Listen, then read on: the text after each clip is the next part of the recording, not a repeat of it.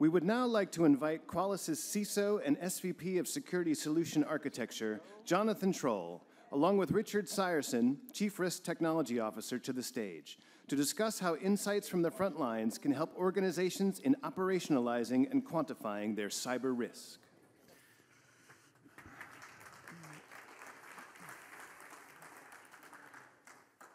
Well,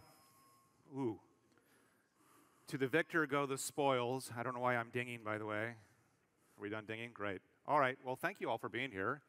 Yeah, you're really hanging in there. That's great. Do I wait? Or am I the only one hearing that?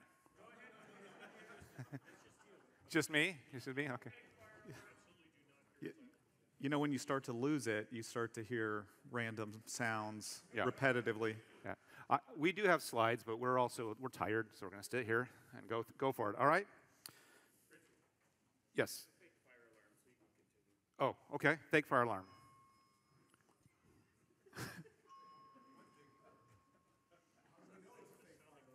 I think someone's messing with us. It's good.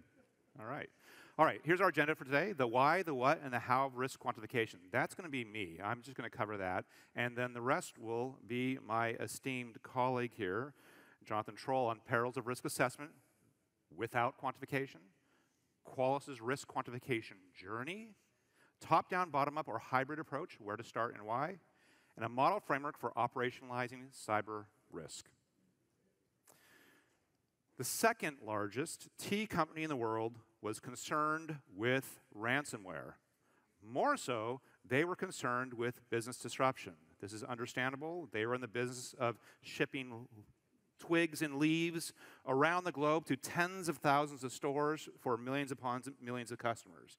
They had just bought a large cyber insurance policy and invited me to come meet with their CFO and their CISO to talk about their technology strategy from a cybersecurity perspective. I met with them, this is virtually, by the way, and I confirmed. They said, yes, we are very concerned with ransomware. This is why we bought insurance from you guys. This is a previous life. And this is why we're investing millions of dollars in security technology. I said, great. How about this? Why don't you tell me what's the longest amount of time you can go completely disrupted, like Caesar's MGM level disrupted? What's the longest amount of time you can go disrupted, plausibly disrupted, before you need to let your board know, before you need to let the media know, before you need to let your suppliers know? How long? They looked at each other and go, well, we know the answer to this. It's somewhere between 3 to 6 months. I said, wait, hold on. You did not understand the question. Let me ask this again. How long can you go completely disrupted, digital things not working, before you have to let the world know? And they said, oh, shite. They didn't say shite. They said another word. You're right. And I said, yes, you have embarked on trying to address a non-material risk for your business. You invested. Now, by the way, insurance generalizes really well, so that's okay. But they're about to buy some technology that was very targeted specifically to ransomware, and that was not entirely their problem for business disruption, right? They could actually go 3 to 6 months, take new orders and fulfill existing orders and move those twigs and leaves around the world. What I found out in that 45-minute conversation, though, was that they were pushing tens of millions of records out to various SaaS services in quadruplicate. This was a big risk for them. It was largely unprotected, and it was a quick and cheap fix to reduce that attack and risk surface by turning off some of that redundancy. Okay, so that story I just told you, that is how you do cyber risk quantification. Okay? So then the question is, why do people struggle with cyber risk quantification? I don't know if you saw that, it was about 6 months ago or so. Gartner said that 50% of cyber risk quantification programs fail. By the way, a lot of programs fail at the 50% mark, so it's not particularly unique. But why would they say that? I'm going to tell you, it's not the technology. It's this. That's the reason, right? You guys probably know the story, right? 2 hikers are out hiking in the mountains, and one of them stops and takes off their backpack and pulls out some running shoes. The other hiker says, what are you doing? Why are you pulling out running shoes? She says, well, I've heard there's bears out here. The other hiker says, well, you'll never outrun a bear. And she goes, no, but I will outrun you.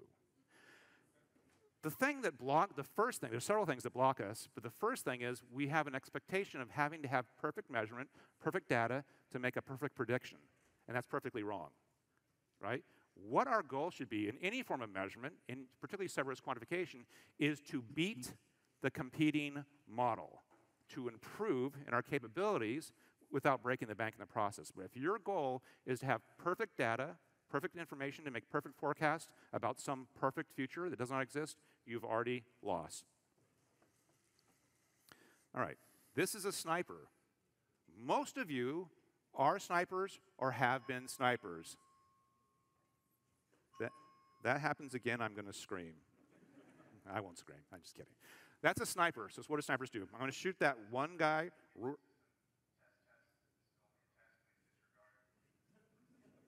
I hate you. No, hey, listen, that's great.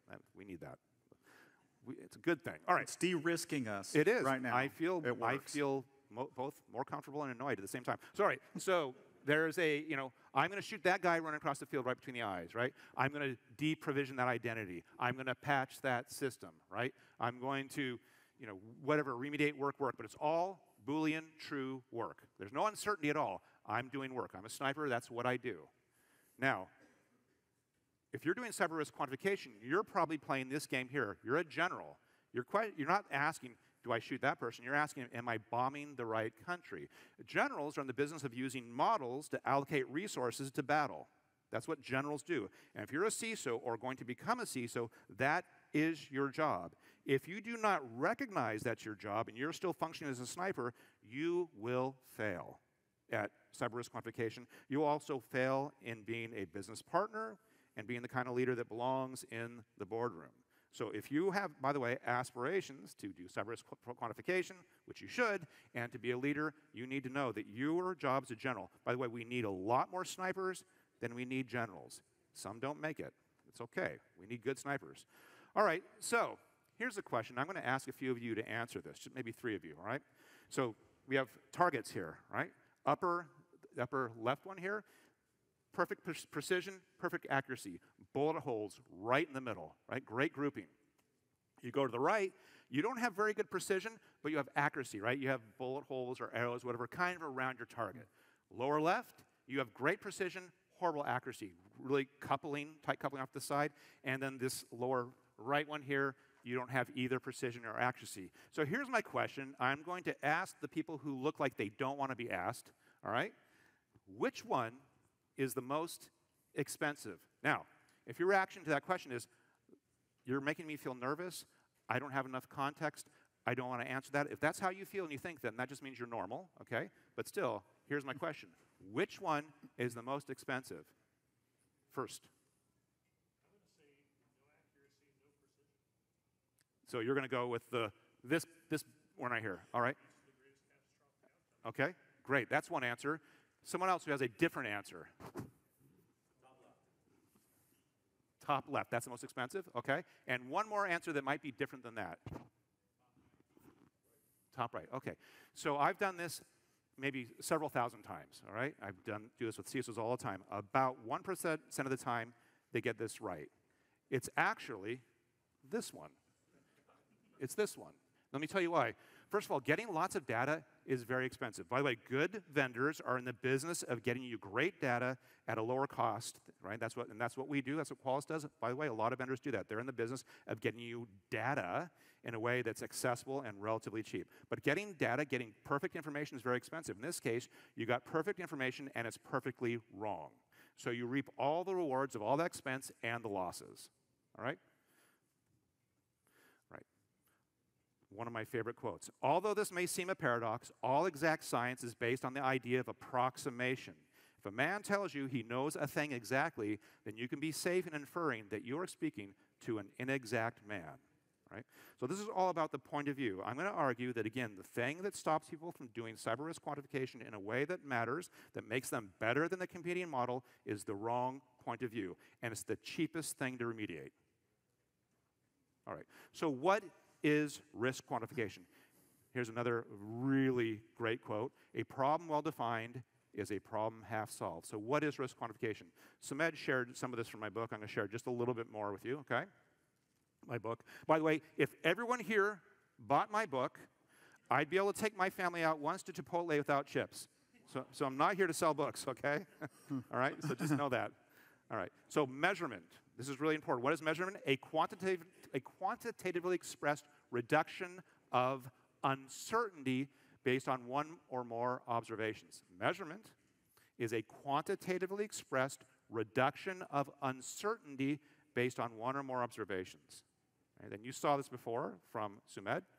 Risk is a state of uncertainty where some of the possibilities involve loss, catastrophe, or some other undesirable outcome. And then risk management, the remediation, mitigation, and or transfer of plausible loss impacting business objectives. I'll say that one again because it's kind of a lot. The remediation, mitigation, and or transfer of plausible loss impacting business objectives. Now, here's a question. And I'll ask a few more people to throw out the wrong answers again. Right now, just kidding. What is the likelihood of a Fortune 500 healthcare organization having a public breach? I'm just looking for kind of the expected median value, whatever you like. What is the likelihood of a Fortune 500 healthcare organization having a public breach? And let's let the same guys redeem themselves. 5% per year. Okay. 1%. By the way, the moment they hear someone else say something, they're immediately biased. You know that? That's what happens psychologically. Yeah, right? 5%, 1%? Someone else, who was the other person who said? 10%, okay. Here you go.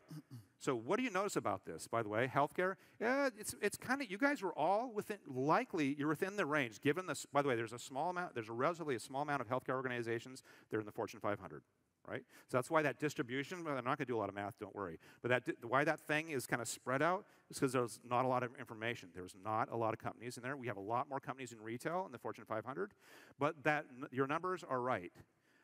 I will share with you, though, that I've even last night over dinner with some of you, I won't call you out, I was asking this question with Fortune 1000 manufacturing, right, of having a material loss, and they were giving numbers like 80%, 90%, right? The point is, this sort of getting at this data is really cheap. It's really easy to get at this. It's public data. It's super easy to, and it calibrates your beliefs about plausible future loss. That is cyber risk quantification. That takes literally minutes. But actually, ChatGPT could probably do this for you. It's super trivial to do. But it updates our beliefs about plausible future loss. Again, cyber risk quantification is not difficult. You just have to have the right expectations, right? Okay. So how is risk quantification operationalized? Another favorite quote, strategy is the economy of forces, Clausewitz. Who here has, other than hearing from me, who here has heard of Clausewitz before? Raise your hands, come on, I'm not gonna pick on you. Great, so if you have been in the military and been to strategy school in particular, you're an officer, you will know Clausewitz. You will have a tramp stamp of him right here, right? He's probably the most important strategist ever. He was part of the team that defeated Napoleon at Waterloo, which most importantly led to a great song by ABBA, which they used to win Eurovision. So now you know something. You did not know that, you get to know, you get a reward for being here, all right? So, what might we call these things if my clicker worked? What might we call these things? Someone shout out something. What might you call those? Yeah. These are losses, I call them loss classes. If you're in insurance, you'd call them perils, right? So if you were to observe, this is not all of them, by the way, but if you were to observe an insurance policy, you would see terms like this, right? Right? And then what are these? It's high level, but what are these things? They're high level, but what are they? Threats. They're threats. They're threats. There is a many-to-many relationship between these things. And again, if you observe an insurance policy, you would see things like this, and you would note, my gosh. So when I was the chief risk officer for a mid-market cyber insurance company prior to coming here, I built this model, and my CEO goes, dude, that's genius. I go, well, no, but thank you, but no. He goes, where did you come up with this? I said, I observed your policy. I just observed your policy, what's going on here. So there's a reason why ransomware is so much in the press that some people may not quite realize. It's a triple dipper, right? So the ransomware strategy is to extort you. They want to extort you. That's how they make money, right? The means or tactics of extortion is disruption, business disruption through encrypting things, right? And data breach. In fact, you're seeing more data breach-only ransomware emerge because guess what? It's operationally inefficient for them to manage all these keys. Sometimes they even get it wrong, right? When you pay, you know. Sometimes they don't give you the keys back. but you're seeing more breach only. But you, as a defender, are exposed to all three of these loss classes, and it's very expensive, and you can have a long tail that goes beyond 5 or 10 years in terms of legal fees and whatnot. So it's not just the extortion.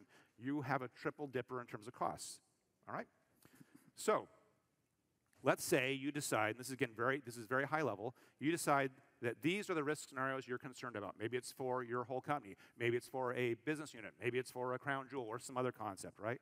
Well, this is how we're starting to look at it inside of ETM, right? This is how we're starting to model things. And I'm just going to break this down for you a little bit, and I'm going to pass it to my better half, all right? Business value. One of the things that we're starting to help you think about as a security leader is what's the value of this thing? By the way, ideally, you're not imagining this up. You're getting this from your business stakeholders, all right? With that, what is the loss magnitude? That many-to-many thing, that's what this is here. It allows you to do this from a custom perspective. Increasingly, as we do more AI, we're going to be able to produce this stuff for you. You can obviously make some changes yourself. The loss magnitude, configurable risk scenarios composed of multiple threat and loss combinations. Applied at the enterprise, applied at the business unit, applied at the crown jewel, et cetera. Then you'll see this, risk appetite. Risk appetite, benchmark an AI-deduced target score based on threat, exposure, control, and value. Let me tell you what's going on here. The SLAs that you have in place from a score-based perspective, right, over time, must be based on what you stand to lose. You can't go through some cyber risk quantification exercise and go, well, you know what?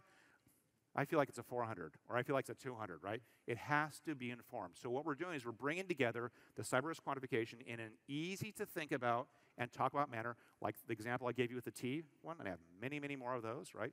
Just like that, a 45-minute conversation with senior executives, bringing that data into the operations where I think most of you live, how we inform the SLAs that you'll have over time to protect your business, right? And now, for something not completely different. Yes, not completely different. So I'm going to give you kind of at least my view of rolling out risk quantification. You know, this is my 4th, 5th time in the CISO seat, you know, everywhere from CISO for the state of Colorado, Qualys, Optiv, spent time at Microsoft running their detection and response team globally. And at the end of the day, like, you know, as much as, and I've been in the military, so completely different job there. But thank you for your service. But you're welcome. You know, I think it really is all about the data, right? And I think it's so right that while I would consider CISO a little general at best, but still, you're a general of your assets, right? And at the end of the day, you know, you are trying to get the most accurate, up-to-date insights and information about what's going on in your digital estate. And you're doing that at scale. You're doing it in an environment that is constantly changing. You know, it's very dynamic. And then you're also trying to do that in the context of, you know, your controls will likely fail. And maybe we can argue technical controls won't fail, but we know people and processes, and people are part of processes, will fail, and it just is. Like there's just a breakdown. Not that there's you know, anything wrong with people being an important part of your control, but it would be like saying, what's the likelihood that one of your employees, if you ran a phishing simulation test, would fail that test? Well, I know what that is for my organization, and listen, it's never been 0%. I can tell you that it's never been 0. So absolutely, I know controls fail. And so, you know, this really resonated with me, okay, you know, when I have this insurmountable job of trying to reduce risk in this ever-dynamic world, I can have a lot of data, and I've had that before, and still made poor decisions. But it really becomes kind of the context and the intelligence around that data that becomes so critical. Things like, who's most likely to attack me? What kind of mechanisms would they use to do that? You know, what is the context of this application that I'm trying to protect? What does it do for the business? And if I don't have answers to those, then it can be very difficult for me to derive the proper strategy to protect the company. I think one of the other things that resonates with me as a practitioner, and I put stuff on LinkedIn every once in a while. This was the most viewed. It almost has 100,000 impressions on it. But you know, and this came after. Listen, CISOs have particularly bad days, probably just like you have bad days. Sometimes there's a lot in a week. This came after a particularly tough week. And you know, the frustration I had with my team, and I'm assuming you all work, or maybe you are CISOs, or you work for CISOs, you know, but I probably had, you know, 50 conversations with third-party auditors, from you auditing me and my security practices, from my internal team saying, this is a critical issue, this is a critical finding, and if you don't do something about it, it's on you. Okay, define critical. Like, how can so many things be critical, yet the likelihood of that event happening is low, like when we look at, like, you know, the loss probabilities. And so that's where, you know, I really started talking to my team and others, and really where risk quantification kicked in is, you know, the precision and choice of words that we all use every day is extremely important. One thing is, those imprecise words can get me thrown in jail, right? Like if you look at like the SolarWinds case and some of the things that I'm sure that CISO had people saying, hey, listen, this is critical, and if you don't fix it, really bad things are going to happen. Probably gets thousands of those, you know, in Teams messages, Slack messages, Jira tickets, you know, you name it, right? Like those words are probably spread in any organization. And again, what does that mean? What does that truly mean? And so some other examples that I've heard, again, either from like Teams, you know, this kind of thing will end a company. Like that's a dramatic statement, right? Like that's a like, okay, what does that mean? How would that happen? What's the likelihood that that would happen? And usually they look at me, you know, blank stares, right? Like, you know, my team won't be able to answer that. You know, and they're like, I'm just telling you it's really bad, right? It's really bad. Okay. Our system is 100% secure. Is it really? I mean, really, is any system 100% secure, right? There's always some risk associated, you know, working in a digital environment. There's no risk to our data because we use encryption. It's imprecise, like what kind of encryption you use, like at what level is that encryption used, right? You know, again, the precision at how we discuss controls in the overall residual risk, this wouldn't meet that threshold for me. It would be difficult to make decisions. And don't even get me started on security exceptions. You know, I just like everyone, there are exceptions that get, you know, put in place at times, and usually it's like, hey, this is really low risk. And then the question, and I'll get into this now, is what is some of the perils with this, right? And this really gets into security is as much about the qualitative psychology as it is a mathematical field, right? Computer science is a mathematical field, zeros and ones, even probability, although, right, like it's, listen, you're trying to narrow the imprecision, you know, as you're looking at statistics, but it's still mathematical based. But when people are talking to you and saying things, you know, whether it's in a security review board or it's an auditor, their emotions come to play, right? And so when someone says, you know, if you have someone who like drinks Red Bull, you know, by cases and parachutes out of planes, and they're like, oh, this is low risk. Is that the same as someone who has led a fairly sheltered life most of their lives, and you know, they're fearful of walking outside into the world? Yeah, I mean, we all know those people, right? There are those people that are on the side that you know, if your kid runs outside in the backyard unsupervised, you know, they're going to get kidnapped right that day, right? And so, you know, when we use imprecise words like that, and even mentally, if I don't tell that to my team, and you start to know your team, you know, I know, well, this person's a little bit more of a risk taker, right? This person is a non-risk taker. And I can start to see when they start using words like low, moderate, critical. But the problems with that is it can make it difficult to make the right decision, right? It can really be a challenge for me as a CISO trying to provide, you know, unbiased, you know, really mathematically based decisions that are sound. And I'm not telling you we can remove all that. It's impossible. It cannot be removed. But I think as we've started in our journey to risk quantification, a big goal of that was to make us more precise, to make us more accurate in our decision making.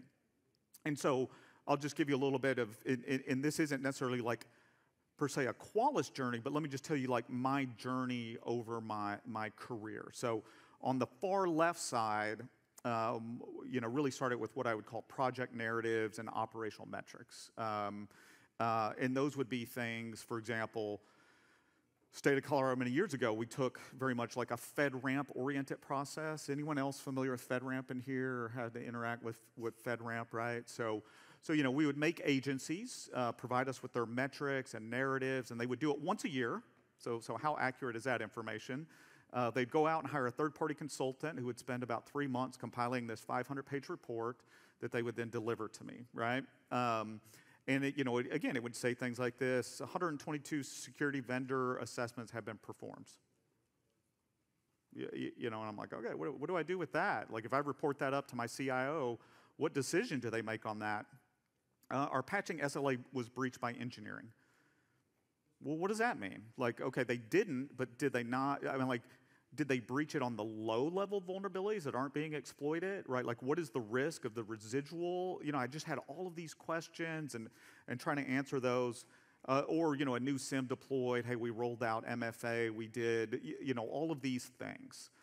And then, again, like, at that point, I couldn't say, like, so what, right? Like, so what? Like, what does that mean? Like, are we spending the state's money in the right area? Did we reduce risk? Did we not? Very difficult to determine. Do I need to hire more people in this area versus this area? It was just really impossible. And so kind of the next iteration over my career was, okay, let's do heat maps. Anyone in here use heat maps? Have to report up to someone using heat maps? Can I make a public service announcement regarding heat maps? Please. Die heat maps, die. All right, yeah. All right, continue. But we would kind of take some of the qualitative stuff and we'd put these little bullets on a heat map and like, okay, you got this one in the heat map of this risk, and you've got a green one here, and again, I was still really having a challenge, making those decisions, and then obviously listen. I work for a product company that has now fortunately built a product I can use. I think before that, in this journey as we were building ETM, I built this myself, right? Which was, I'm going to start with my application. Actually, and we'll get to this. I'm going to start from my financial statement. How does the company make money, right? How does the company do its job? And what digital assets are tied to that, are essential to that? And then from there, I started working backwards into saying, okay, well, what's the revenue produced by that? What are the essential tasks of some of like the common network infrastructure? And then we start consolidating down into, application level risk, static code analysis, dynamic code analysis. We start mapping user risk into the assets they're working on to give us a much more complete picture. Is it 100% perfect all the time? Absolutely not. Is it much better than we used? 100% yes, right? And then the other thing I will say, and we'll get into some of the importance of this quickly, is around it's the trend often that is the most important for me and for boards as I get into this. Now, the question is, where do you start, right? Top down, bottom up, hybrid approach. And I kind of just align, like, what are some of the different functions, right, that you're going to run into? From the top is like the highest level, kind of strategic level, kind of general level, I guess we'll call it, all the way down to your E1, E2, if you're in the military or experienced there, or your analyst or your engineer, right? At the top you have kind of the executive governance oversight, and we're saying, are we secure? I mean, they're asking, are we secure? What's the likelihood that we're going to have to report something to the SEC? And if that likelihood's too high, what are you going to do to bring it down? I mean, like, you have to answer those questions. And then you get a little further down. Okay, that should align with your budget. Where are you going to invest more? What is your strategy? If you're going to adopt a certain kind of control framework, hopefully it's not, well, like, hey, listen, I like NIST more than ISO, or, this feels good to me. I mean, there should be some rationale about how you're aligning, kind of your strategy. I would definitely say you start there, right? Like, it's going to start a lot there. But I would actually say a hybrid approach is the best, right? And so when I say hybrid, is we started working down, I started just asking more risk-based questions to my team.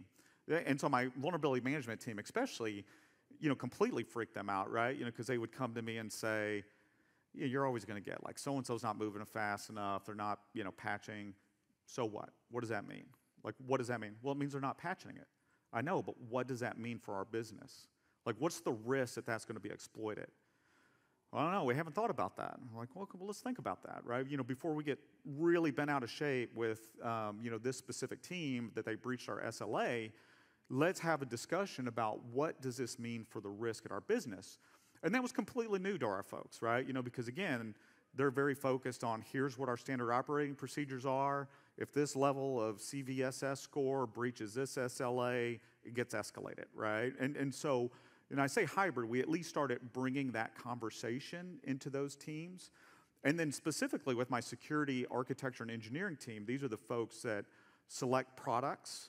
They select architecture and design around what we're going to roll out. We definitely then started having those conversations, right? Because there were big investments. And so for one, I'll give you an example. Phishing-resistant MFA. Totally supportive of it. But why are we doing it? What is the risk we're addressing? How much risk do we think it's addressing? What are the losses that it would prevent? And how do I articulate to the board in my budget? So I would actually argue it's easy to start from the top, but I would actually encourage people to do a hybrid approach. A few insights as we're definitely running short on time. Definitely moving to a full risk quantification is going to require top-level support, right? It's going to be a change in strategy, policy, and it's going to make people uncomfortable, like, no doubt. Like, and we in security are often risk adverse, right? But, if someone comes to me and says, hey, I think we're okay with this vulnerability, leave it there. Like, are you willing to say that? I mean, part of your job is to help the company put their resources where they need it. And I think oftentimes we're like, no, patch everything, do everything, right? And the reality is, would I love to do that? Yes. With my team and my resources and the amount of software and new vulnerabilities we have, can we reasonably do that? Probably not. So it's going to make you uncomfortable, so you have to have that top-level support. To do this at scale, and listen, I've tried to build my own. Listen, I think you're going to have to come up with, kind of a mental model of you got the SIM for security events, and then our mental model was how do we do this for risk events, right? Like, this is where we started and then began working with the team. But you have to have a new idea of a data model as it relates to risk. And risk comes from all over the place. So, right, you got third-party risk, vendor risk, you got internal risk from pen tests, you've got, of course, vulnerabilities, you got, risk all over the place. So you really have to understand what that data model is that you can pull it together. It's not about perfection, so don't get lost, right? Like people, I think this is why a lot of these projects fail. It's like, where I'm going to quantify everything perfectly. Don't think like that. Think I'm going to get more precise, right? I'm going to get better at making decisions. Set guardrails on how loss magnitude will be determined. This is the one that people can totally freak out on. Like, for example, what I found people will say is like, well, that the reputation risk is $5 billion. And I'm like, yeah, I mean, that's sort of real risk, but the more accurate risk is how much revenue would we have lost? The stock price is going to drop. Well, if you look historically, stock prices drop and then they come right back up, right? So those can overinflate oftentimes, in my opinion, kind of the quantified risk loss, so be careful with that. And then automate as much as you can, right? Especially when you get down to the engineering level. So for example, one of the integrations that I've built and we will be releasing, because I'm sure others could take advantage of it, is if you're an Okta user and a Qualys user, well, when my device starts to connect to Okta, I'm going to send the true risk score of that device to the Okta engine. If that score is too high, then I'm going to prevent it access to certain parts of my network and to certain my apps. Now, that's a risk-based decision that was fully automated. I didn't touch any of it. There's no team intervening in that. And so look for opportunities to do that. And then the last thing I'll leave you with is really kind of, here's my framework, that I use now for operationalizing risk. Start with the financial statements. I know your security, but you need to understand how your company runs, how it makes money, where are its cost drivers. Because, listen, that revenue is the lifeblood of your company, right? At the end of the day, if your company's not making revenue, and again, government's a little different, but if your company's not making revenue, right, then it's dying, right? So you really got to understand, where's that revenue coming from? map your products and services to those business lines, to that revenue, because usually you make money through whatever it is, advertising, through selling trucks and vehicles, there's something there.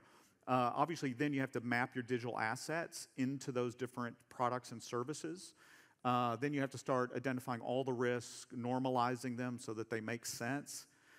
Phase 4, which can really be almost the most difficult, is setting thresholds, right? This is what are we willing to accept, and that's that whole line. Top level is really high numbers. You start to get lower. Hopefully, they're smaller, right? In terms of what is that threshold. Define actions, because again, right? Insights without actions is what? Worthless, meaningless. Like, just seeing it is enough. You have to remediate, drive down risk, and then it's all monitoring and fine-tuning, right, at that point. But this is what I use. This is what I recommend using.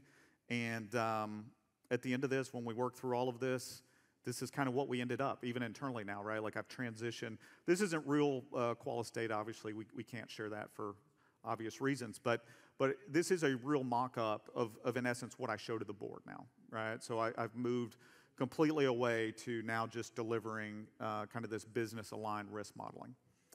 So with that, that is our spill, I think, unless you got anything to add. You did great. Oh, thank you. Well.